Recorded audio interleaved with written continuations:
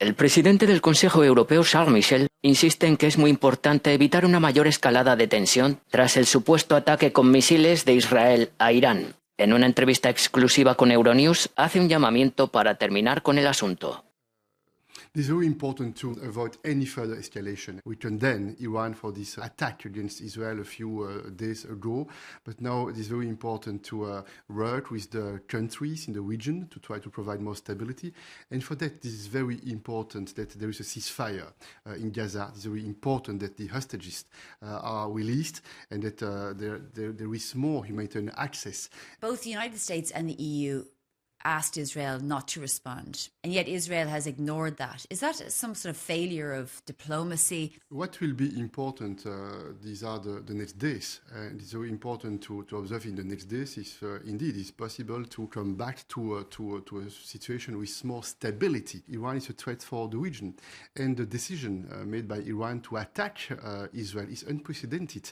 Iran is isolated, and it's very important that Iran is isolated, and that's why we have decided to put in place sanctions against Iran, and it is also very important to end the crisis in Gaza as soon as possible, and that's why we call on Israel to exercise restraint on the one hand, but also to put in place a ceasefire and not to enter into Rafah.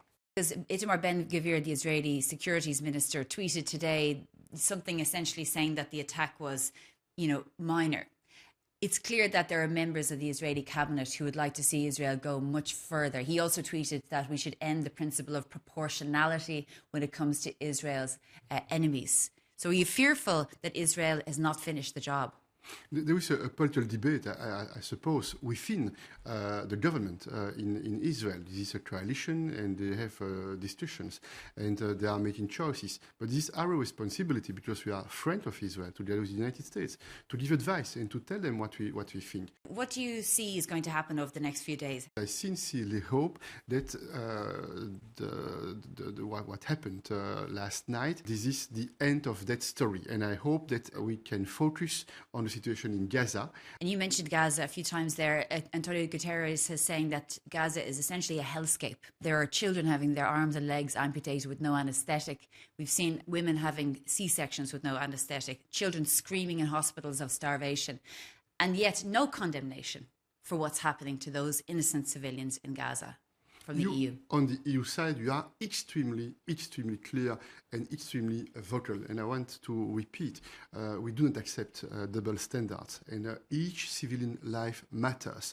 And that's why we are calling on the Israeli government to put in place this ceasefire as soon as possible and to allow the humanitarian access. And there is a very serious situation with famine, with huge difficulties for the children, for the civilian people.